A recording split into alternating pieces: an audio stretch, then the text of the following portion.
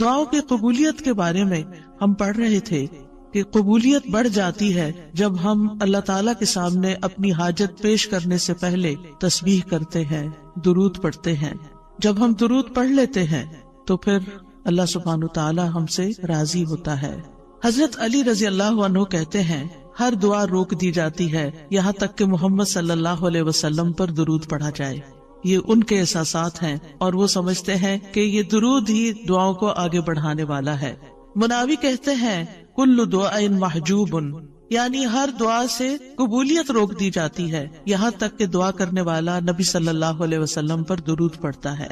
یعنی دعا اللہ کی طرف نہیں اٹھتی یہاں تک کہ اس کے ساتھ نبی صلی اللہ علیہ وسلم پر درود کو نہ ملایا جائے، کیونکہ درود دعا کی قبولیت کا وسیلہ ہے۔ ہم نے دعا کی اہمیت اور آداب میں پڑھا تھا کہ کچھ وسیلے ایسے ہیں جو جائز ہیں اور کچھ وسیلے ایسے ہیں جو درست نہیں ہیں۔ تو جائز وسیلوں میں سے ایک وسیلہ کیا ہے کہ ہم درود پڑھیں تاکہ ہماری دعا آگے بڑھے۔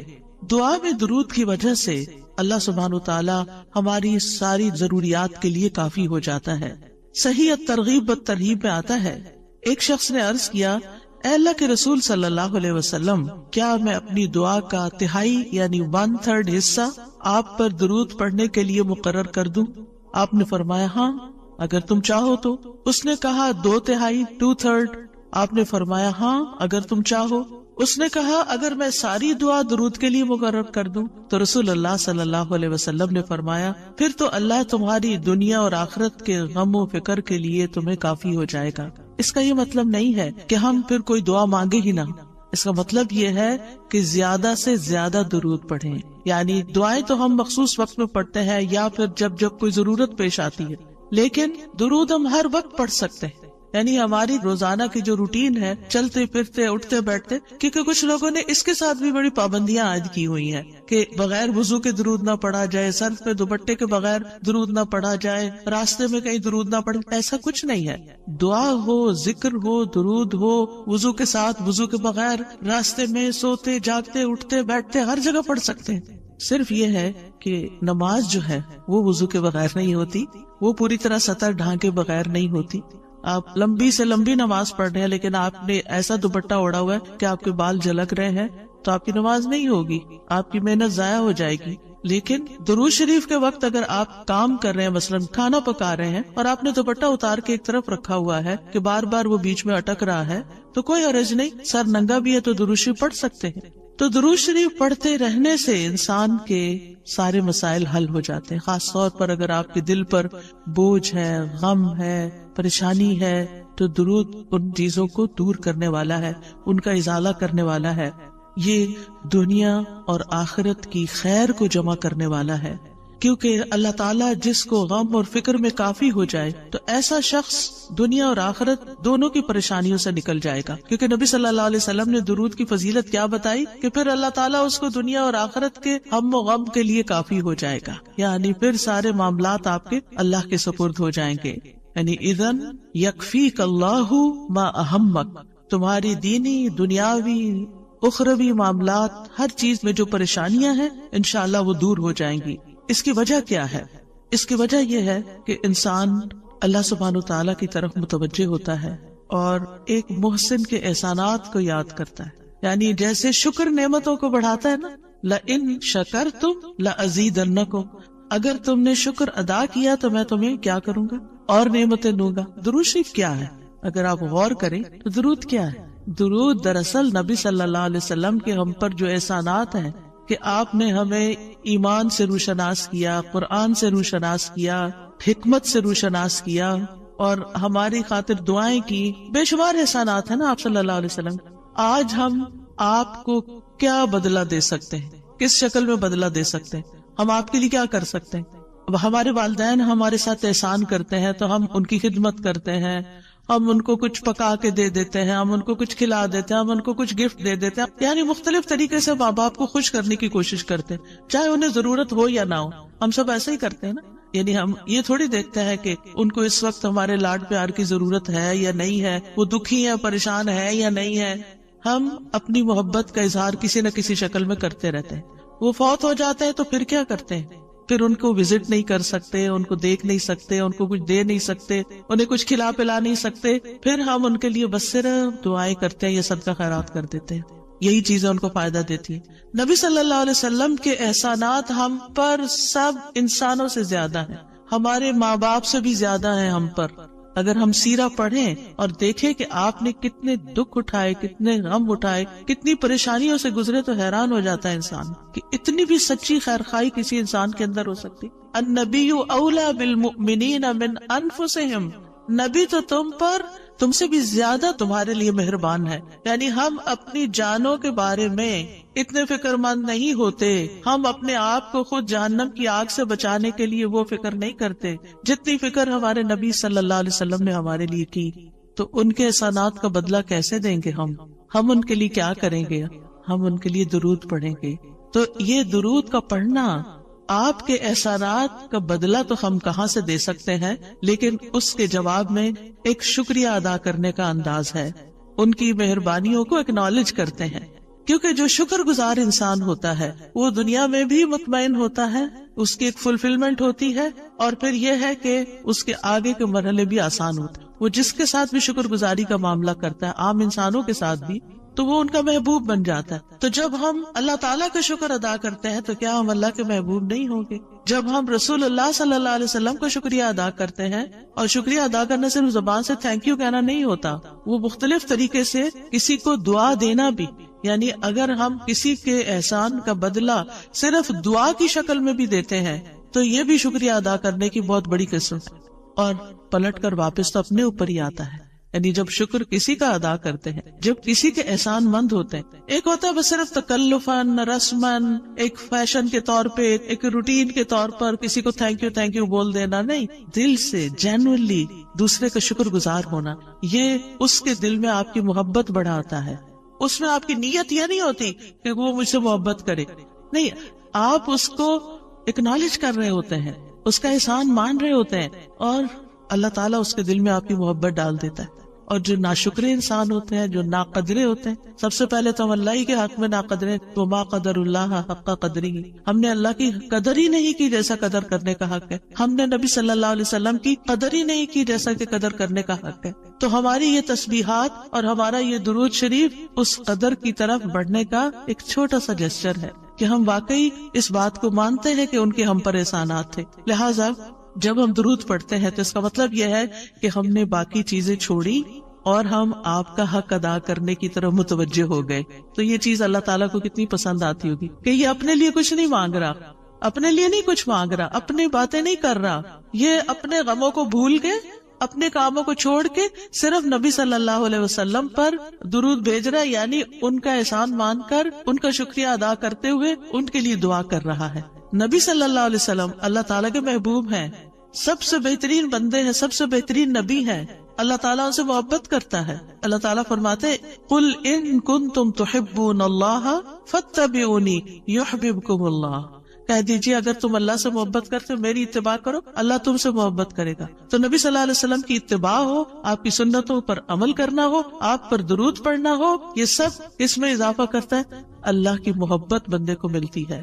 یحببکم اللہ، اللہ تم سے محبت کرے گا، اور اللہ تعالیٰ جس سے محبت کرے پھر اس کی تو بات ہی کیا، سیجعل لہم الرحمن ودا، اس کے مسائل کیسے حل نہیں ہوں گے، اس کے مسائل ضرور حل ہوں گے، اس کے غم دور ہوں گے، اس کی پریشانیاں دور ہوں گی۔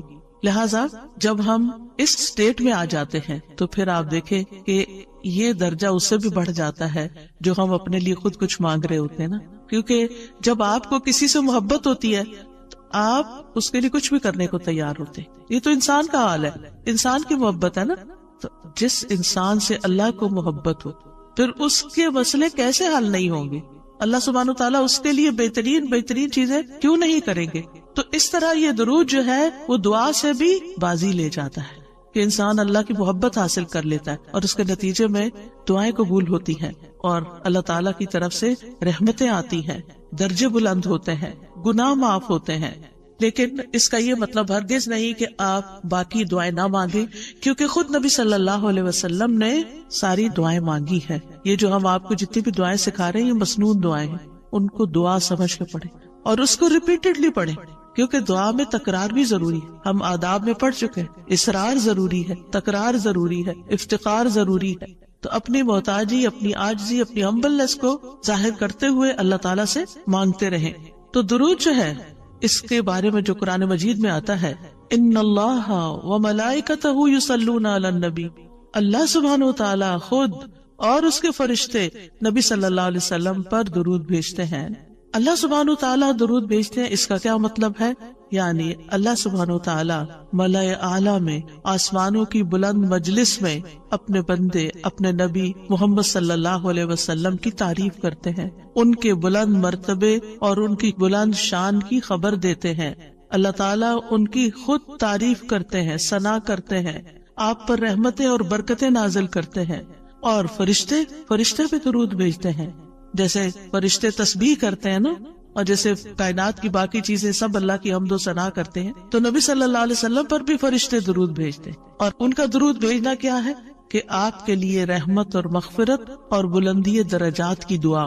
یعنی ایک تو فرشتے ایمان والوں کے لیے دعا کرتے ہیں, دوسرا یہ کہ فرشتے نبی صلی اللہ علیہ وسلم کے لیے خاص دعائیں کرتے ہیں.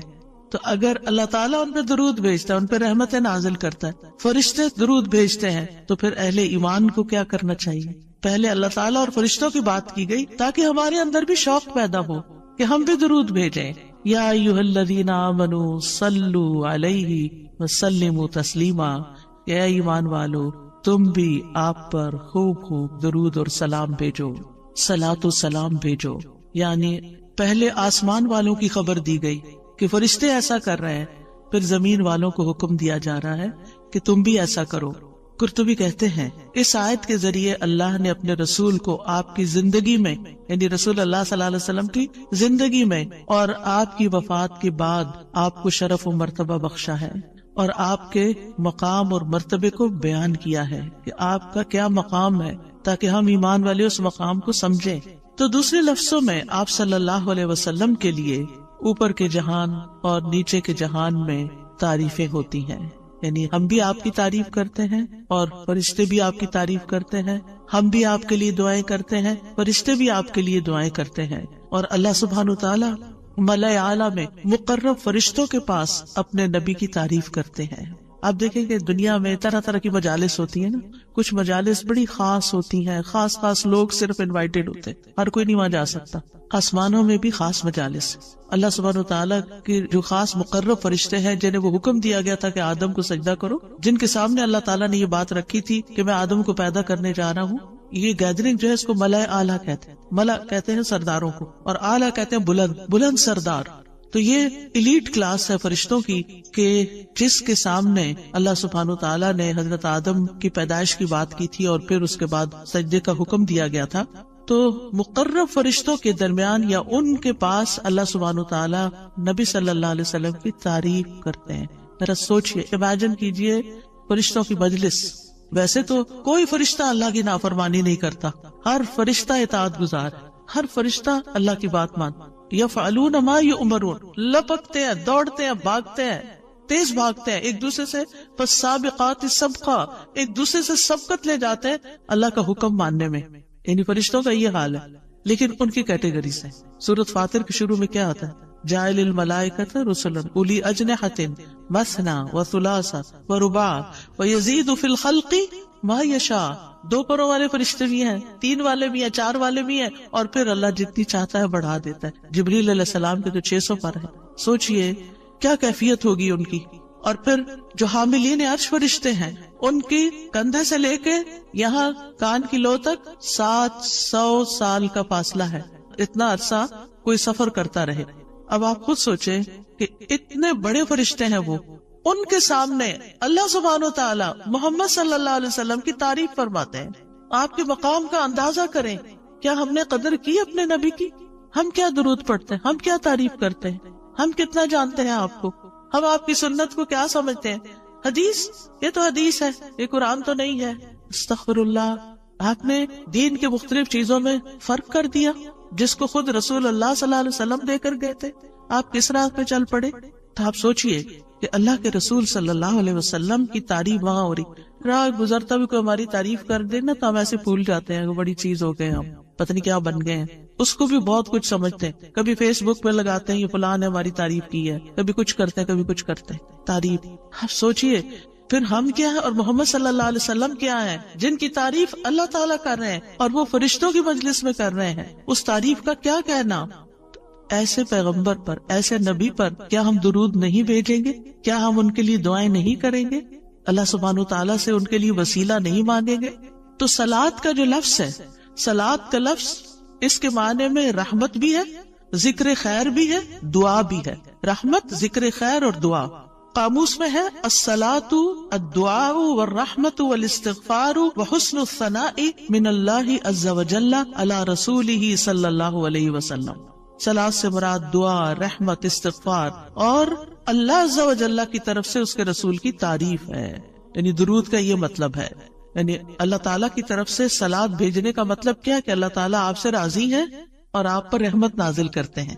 ٹھیک ہے، یعنی اللہ تعالیٰ آپ پر درود بھیجتے یعنی آپ پر رحمت نازل کرتے ہیں اور آپ سے راضی ہیں. ابن قیم کہتے ہیں نبی صلی اللہ علیہ وسلم پر اللہ کے صلاۃ بھیجنے سے مراد اللہ سبحانہ تعالیٰ کا آپ کی تعریف کرنا ہے اور آپ کی دیکھ بھال کرنا ہے اور آپ کے شرف کو ظاہر کرنا ہے اور آپ کی فضیلت اور حرمت کو ثابت کرنا ہے. اور فرشتوں کے صلاۃ بھیجنے کا مطلب کہ وہ دعا کے معنی میں ہے کہ وہ نبی صلی اللہ علیہ وسلم کے لیے دعا مانگتے ہیں. اور یہ بھی ممکن ہے کہ وہ اللہ سبحانہ تعالیٰ کے ساتھ مل کر نبی صلی اللہ علیہ وسلم کی تعریف کرتے ہیں کہ فرشتے بھی آپ کی تعریف کرتے ہیں. ابو عالیہ کہتے ہیں کہ معزز فرشتوں کا صلاۃ بھیجنا ان کا دعا کرنا ہے نبی صلی اللہ علیہ وسلم کے لیے. ابن عباس کہتے ہیں یصلون کا مطلب ہے وہ برکت کی دعا کرتے ہیں. یہ سارے معنی میں اختلاف نہیں ہے، یہ مختلف طریقے سے صلاۃ کے لفظ کو واضح کیا گیا، کیونکہ عام طور پر ہمیں لفظ درود کا بھی مطلب کوئی نہیں آتا ہوتا. یعنی کہ اگر کسی سے پوچھے درود کیا ہوتا ہے کچھ پتا نہیں، بس ہوتا ہے درود. تو عربی میں درود نہیں کہتے، یہ فارسی کا لفظ ہے.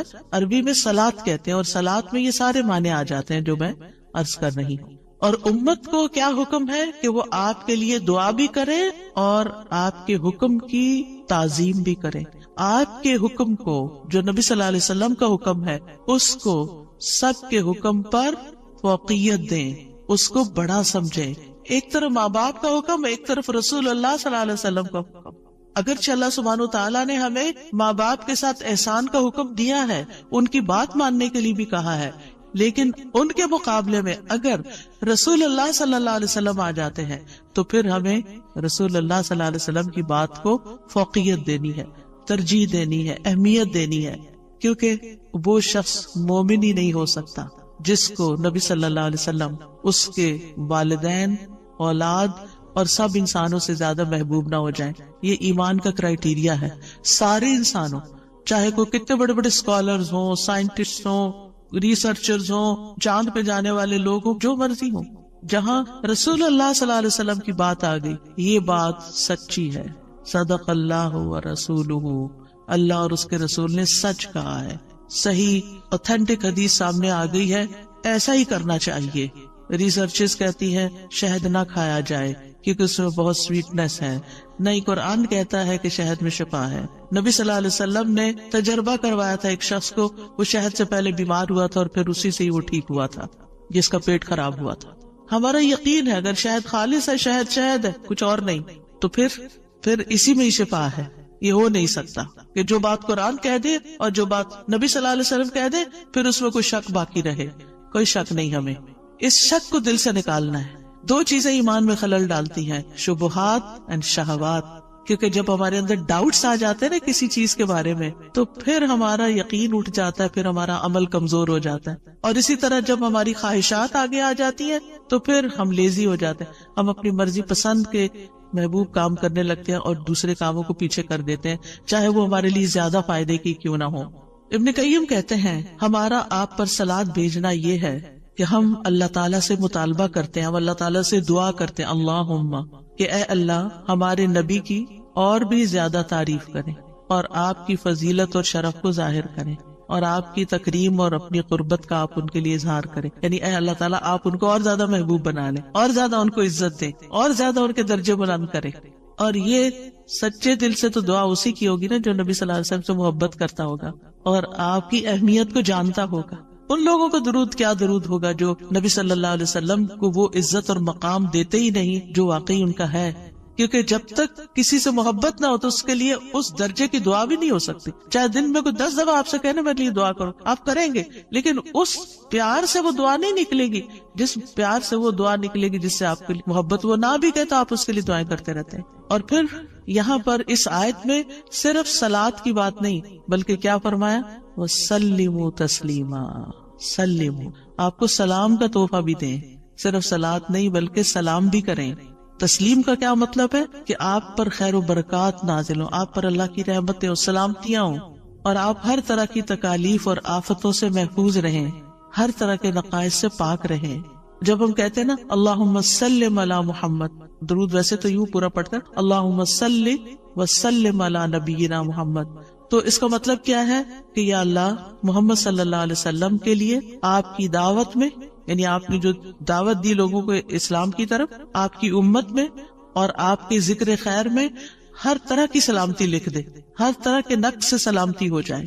اور اس طرح امت آپ کے لیے جتنی دعائیں کرتی جا رہی ہے، یعنی جب سے نبی صلی اللہ علیہ وسلم کے بارے میں یہ آیت اتری اور جب سے صحابہ کرام اور پھر تابعین، تبع تابعین اور امت کے باقی لوگ ان ساری صدیوں میں آپ کے لیے یہ دعا کر رہے ہیں، ان ساری دعاؤں کے اس درود کے نتیجے میں آپ کا مقام بلند ہوتا جا رہا ہے، ہوتا جا رہا ہے، ہوتا جا رہا ہے. آپ سوچئے کہ اللہ سبحانہ وتعالی کتنا قدردان ہے. نبی صلی اللہ علیہ وسلم نے اپنی نبوت کی مختصر زندگی میں جو محنت کی سو کی، لیکن اس کا انعام اور صلہ کتنی خوبصورت شکل میں اللہ تعالیٰ دے رہا ہے کہ دنیا میں آپ کا نام بلند کر رہا ہے اور آپ کو بلندی عطا کر رہا ہے اور آپ کے لیے سب سے دعائیں کرنے کو کہہ رہا ہے. یعنی درود کیا ہے؟ نبی صلی اللہ علیہ وسلم کے لیے دعا، اور وہ دعائیں اللہ تعالیٰ قبول بھی کرتے جا رہے اور اس کے نتیجے میں نبی صلی اللہ علیہ وسلم کے درجات بلند ہوتے چلے جا رہے.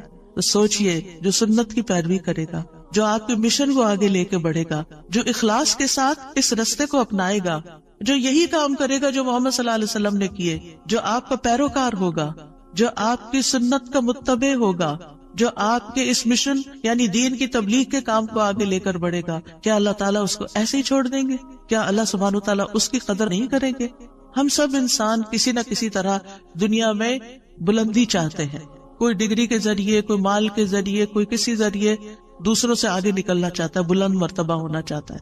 لیکن اس راستے کو چھوڑ دیتے ہیں کیونکہ اس راستے کو بظاہر یوں لگتا ہے کہ اس سے کیا ملے گا، ہمیں اس سے کون سی بلندی مل جائے گی. اور اس طرح ہم نبی صلی اللہ علیہ وسلم کے طریقہ کار کو چھوڑ کر اور طریقوں کو اختیار کرنے لگتے ہیں. ہم سمجھتے ہیں شاید اس میں زیادہ خیر ہے یا اس سے ہمیں زیادہ بھلائی یا کوئی بڑائی مل جائے گی. نہیں، اصل بات یہ ہے کہ ہمیں جو عزت یہ دین دے سکتا ہے، جو مرتبوں کی بلندی، جو اللہ کی رحمتیں، جو خیر اور لازوال نعمتیں جنہیں کبھی ختم نہیں ہونا، جو اس راستے سے مل سکتی ہے، وہ دنیا میں کوئی اور راستہ ہے ہی نہیں ان سب نعمتوں کو پانے کا.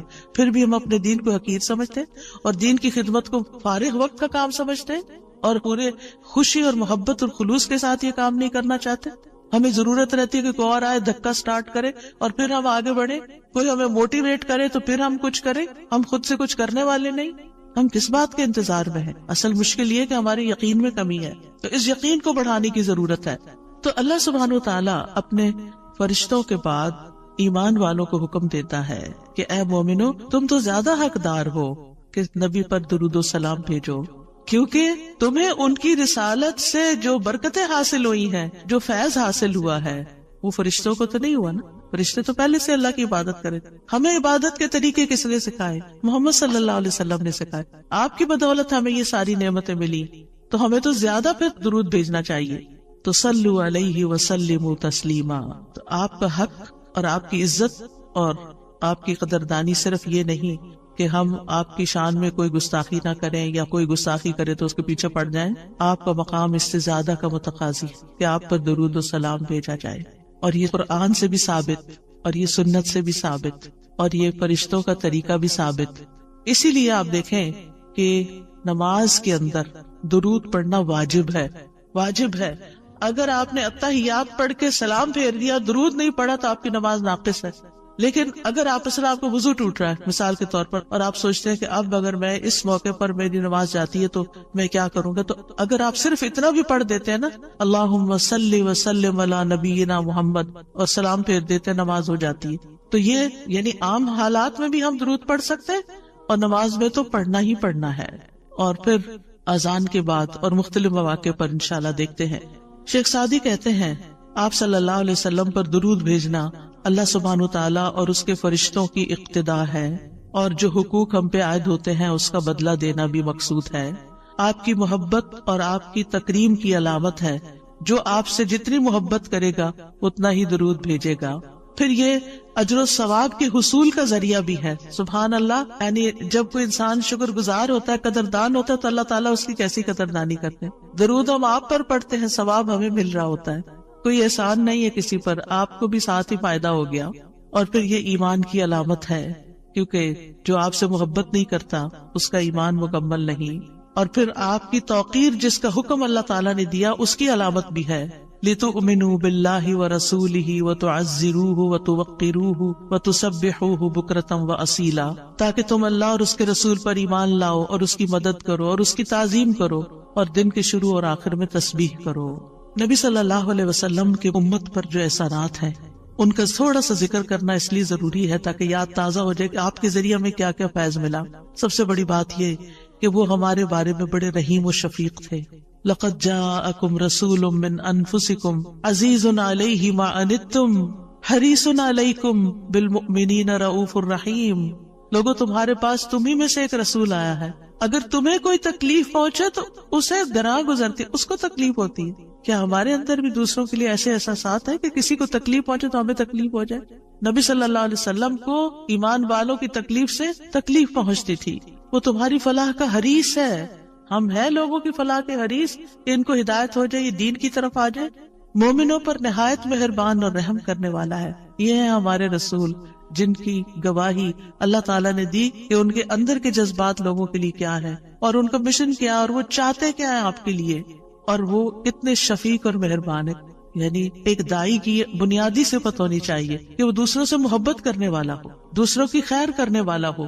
ہم بعض اوقات دین کا کام کرتے ہوئے اتنے پروفیشنل ہو جاتے ہیں کہ ہماری ٹون بھی بڑی اسپارٹ ہو جاتی ہے اور ہمارا انداز بھی بڑا تحکمانہ ہو جاتا ہے. ہم سمجھتے ہیں کہ ہم صحیح معنی میں خدمت کر رہے ہیں. نہیں، کہیں ایسا نہ ہو کہ اس کی وجہ سے لوگ دین سے ہی دور ہو جائیں. نبی صلی اللہ علیہ وسلم کا یہ طریقہ نہیں تھا. اللہ کی قسم، ہم جتنے سنت کے زیادہ قریب ہوں گے اتنے ہی زیادہ ہم دین کو فائدہ پہنچانے والے ہوں گے، اور جتنے سنتوں سے دور ہو جائیں گے اور آپ کے طریقے سے دور ہو جائیں گے، آپ سے بھی اتنے ہی دور ہو جائیں گے اور دین کو بھی اتنا ہی نقصان پھر دیں گے. نبی صلی اللہ علیہ وسلم مومنوں پر ان کی جانوں سے بھی زیادہ قریب ہیں. النبی اولا بالمؤمنین من انفسہم وازواجہ امہاتہم. یہ نبی مومنوں پر ان کی جانوں سے زیادہ حق رکھنے والا ہے اور اس کی بیویاں ان کی مائیں ہیں. نبی صلی اللہ علیہ وسلم نے فرمایا، دنیا میں کوئی مومن ایسا نہیں جس سے میرا دنیا اور آخرت میں سب سے زیادہ قریب کا رشتہ نہ ہو. اگر چاہتے ہو تو یہ آیت پڑھ لو. یعنی صرف اس دور کے لوگوں کے لیے نہیں تھے آپ قریب، بلکہ ہمارے لیے بھی ہیں. فرمایا یہ آیت پڑھ لو، النبی اولا بالمؤمنین من انفسہم. نبی مومنوں پر ان کی جانوں سے بھی زیادہ قریب ہیں. لہٰذا جو کوئی مومن مر جائے اور مال چھوڑ جائے تو وہ اس کے خاندان کو ملے گا، اس کے وہ وارث ہوں گے. اور جو قرض یا عیال چھوڑ جائے وہ میرے پاس آئے، میں اس کا بندوبست کروں گا. آج کوئی حکمران، کوئی لیڈر ایسا ہے جو یہ کہے کہ تمہارا کوئی فوت ہو جائے، جو وہ چھوڑے وہ سب تمہارا، لیکن اگر کوئی تمہاری ضرورت ہے تو میرے پاس آ جاؤ. ایسی خیرخواہی محمد صلی اللہ علیہ وسلم کے اندر تھی اپنے ساتھیوں کے لیے. آپ امت کے لیے روتے تھے. نبی صلی اللہ علیہ وسلم نے ابراہیم علیہ السلام کے بارے میں یہ آیت پڑھی، ربی انہن اضللن کثیرا من الناس فمن تبعنی فانہ منی. کہ اے میرے رب، ان بتوں نے بہت سے لوگوں کو گمراہ کر دیا ہے، تو جو میری پیروی کرے وہ مجھ سے ہوگا. اور یہ آیت جس میں عیسیٰ علیہ السلام کہتے ہیں، ان تعذبہم فانہم عبادک وان تغفر لہم فانک انت العزیز الحکیم. اے اللہ، اگر تو انہیں عذاب دے، یعنی جو میرے پیروکار ہیں، تو تیرے بندے ہیں دے دے، اور اگر تو بخش دے تو بے شک تو عزیز الحکیم ہے. نبی صلی اللہ علیہ وسلم نے کیا پڑھا؟ ابراہیم علیہ السلام نے کہا بس وہ میرے ہیں جو میری پیروی کرے. عیسیٰ علیہ السلام نے کہا تیرے بندے ہیں، تو چاہے تو سزا دے. نبی صلی اللہ علیہ وسلم کو دیکھیے، پھر آپ نے یہ دو آیتیں پڑھ کے اپنے ہاتھ اٹھائے اور فرمایا، اے اللہ، میری امت، میری امت، امتی امتی. اور آپ رونے لگ گئے. یہ آپ کے دل میں امت کے لیے پیار تھا. امت کے دل میں محمد صلی اللہ علیہ وسلم کے لیے کیا محبت ہے. تو اللہ عز و جل نے فرمایا اے جبریل جاؤ محمد کے پاس، حالانکہ تیرا رب خوب جانتا ہے، اور ان سے پوچھو کہ کیوں رو رہے ہیں. جبریل علیہ السلام آپ کی خدمت میں آئے اور آپ سے رونے کی وجہ پوچھی تو رسول اللہ صلی اللہ علیہ وسلم نے انہیں بتا دیا کہ میں اپنی امت کے لیے رو رہا ہوں، حالانکہ اللہ سب سے زیادہ جاننے والا ہے. تو اللہ تعالیٰ نے فرمایا اے جبریل محمد کی طرف جاؤ اور ان سے کہہ دو کہ ہم آپ کو آپ کی امت کے بارے میں ضرور راضی کر دیں گے اور ہم آپ کو غمگین نہیں کریں گے.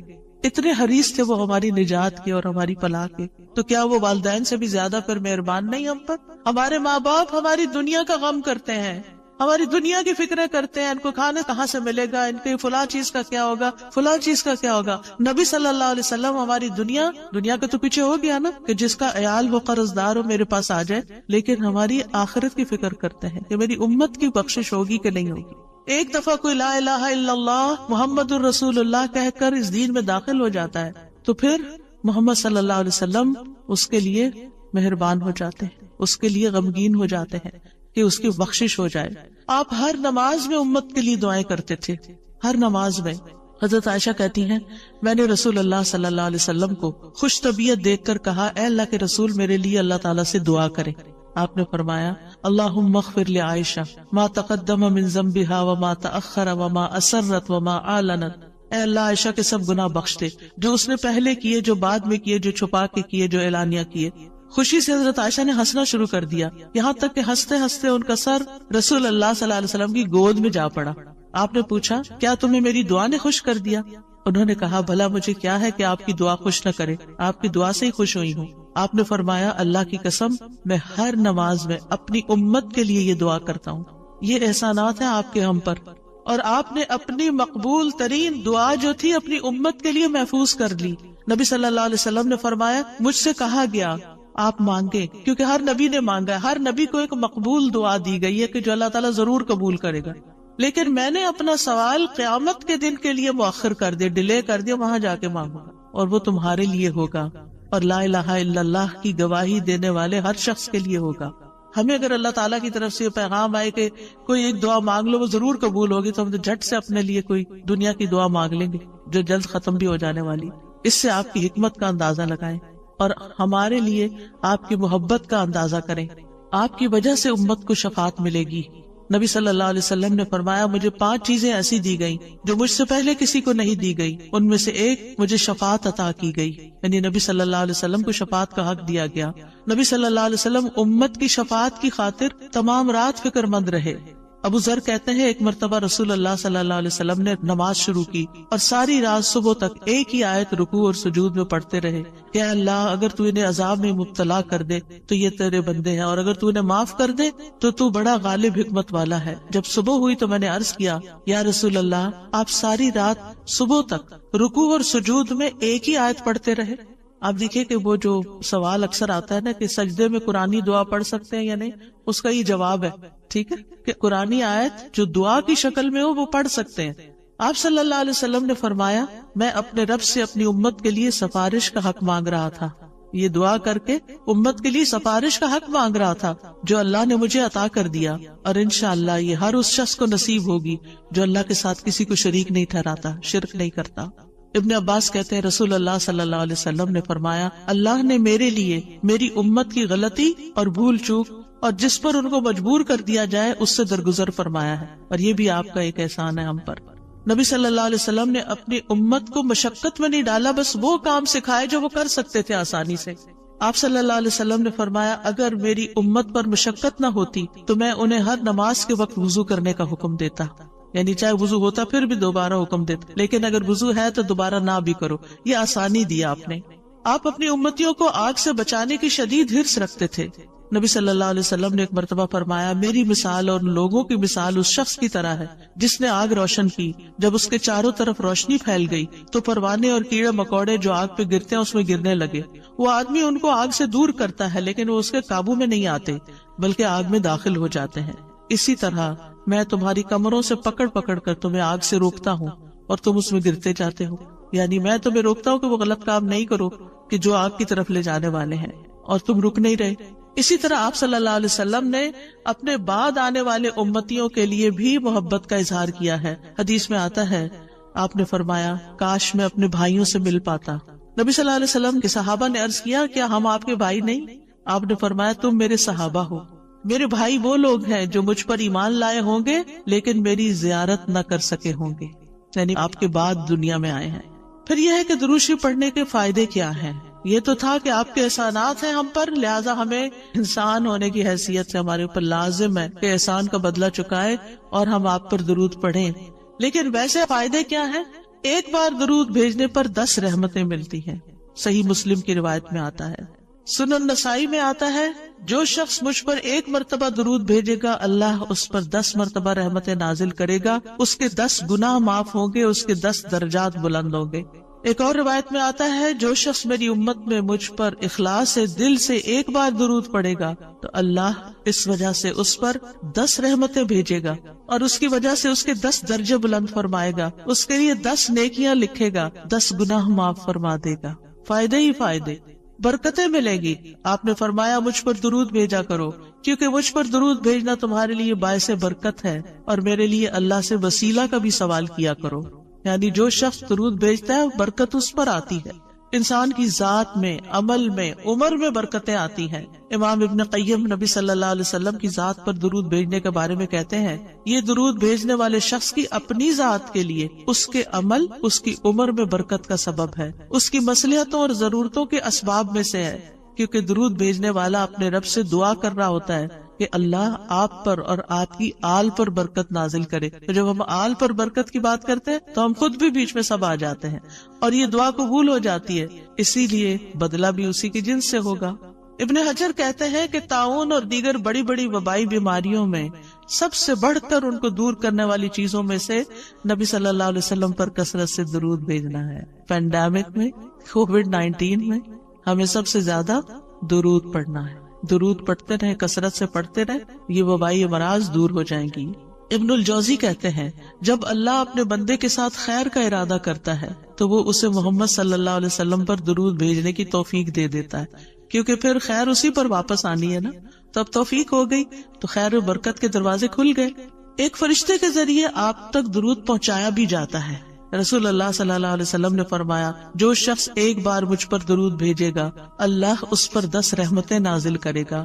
اس پر ایک فرشتہ مقرر ہے، یعنی اس کام پر جو وہ مجھ تک پہنچاتا رہتا ہے.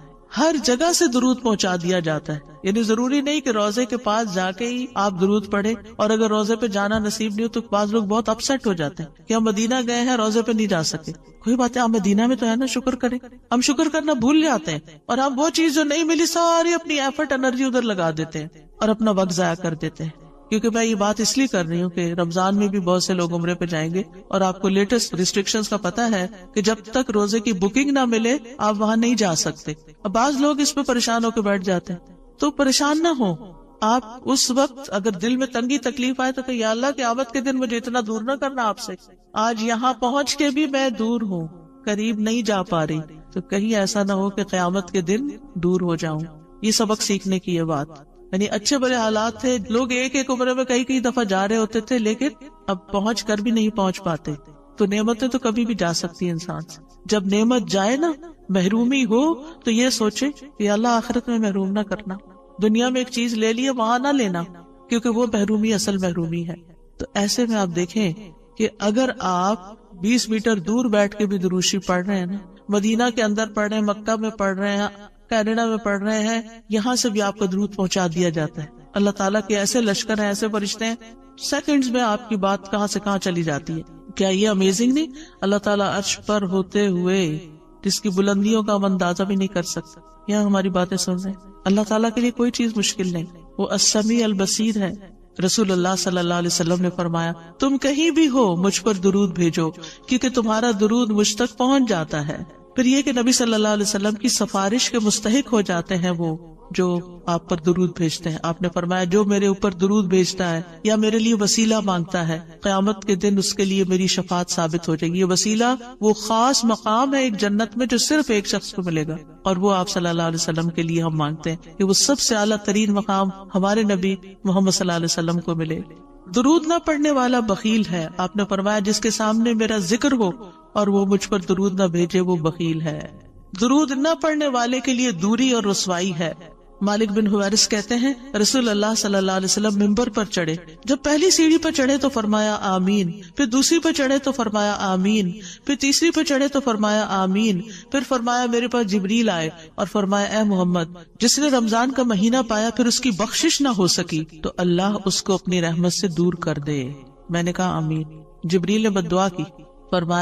پھر فرمایا جس نے اپنے دونوں والدین میں سے ایک کو یا دونوں کو پایا اور آگ میں داخل ہو گیا, یعنی ان کی خدمت نہیں کی, ان کو راضی نہیں کیا, اللہ اس کو اپنی رحمت سے دور کرے.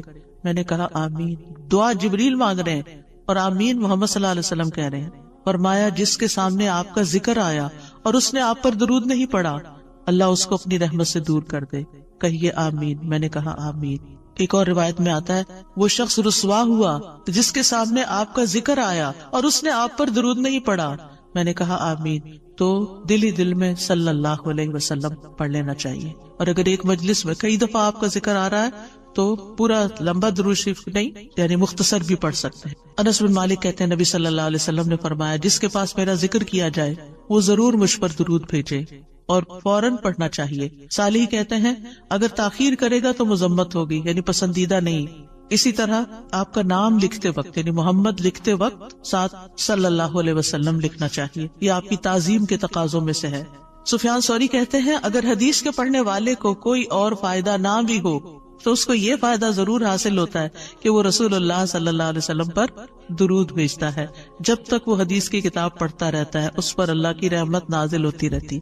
اگر آپ بخاری کی کلاس میں بیٹھے ہوئے ہیں اور بار بار درود آ رہا ہے, اگر آپ کو حدیثیں نہیں بھی سمجھ آ رہی تب بھی آپ پر رحمت آ رہی ہے. پھر اذان کے بعد نبی صلی اللہ علیہ وسلم نے فرمایا جب تم مؤذن کو سنو تو اسی طرح کہو جیسے وہ کہتا ہے, پھر مجھ پر درود بھیجو, کیونکہ جو مجھ پر ایک دفعہ درود بھیجتا ہے اللہ تعالیٰ اس کے بدلے میں اس پر 10 رحمتیں نازل فرماتا ہے. پھر مسجد میں داخل ہوتے وقت نبی صلی اللہ علیہ وسلم جب مسجد میں داخل ہوتے تو پہلے درود و سلام پڑھتے تھے, پھر یہ پڑھتے اللہم اغفر لی ذنوبی وافتح لی ابواب رحمتک. اگر ایک سٹینڈی بنوا کے سامنے رکھ دی جائے نا اللہم صلی وسلم علی نبینا محمد اور اس کے نیچے یہ والی دعا لکھ کے, تو اس سے کیا ہوگا کہ جو بھی داخل ہوگا نظر پڑے گی تو ریمائنڈر ہو جائے گا. پھر ہر نماز کے پہلے اور آخری تشہد میں درود شریف پڑھنا, یعنی آپ صلی اللہ علیہ وسلم پہلے میں بھی پڑھتے تھے, تو اگر پہلے میں پڑھ لیا جائے کبھی تو سجدہ صاحب کرنے کی نہیں ضرورت. پھر اسی طرح یہ کہ صفا مروہ کی سعی کرتے وقت وہاں پر جب آپ چکر لگا رہے ہوتے ہیں تو ساتھ ساتھ درود بھی پڑھتے جائیں, یعنی دعائیں کرنے کے علاوہ. یعنی عام طور پہ ہم صرف اور مختصر اذکار یا دعاؤں پہ زیادہ رکھتے ہیں, درود بھول جاتے ہیں. اور خصوصاً جب ہم صفا کے پاس کھڑے ہوں, حضرت عمر کہتے ہیں کہ جب تم آؤ تو بیت اللہ کے ساتھ چکر لگاؤ اور پھر مقام ابراہیم پہ 2 رکعت پڑھو, پھر صفا کے پاس آؤ, کھڑے ہو جاؤ, بیت اللہ نظر آئے,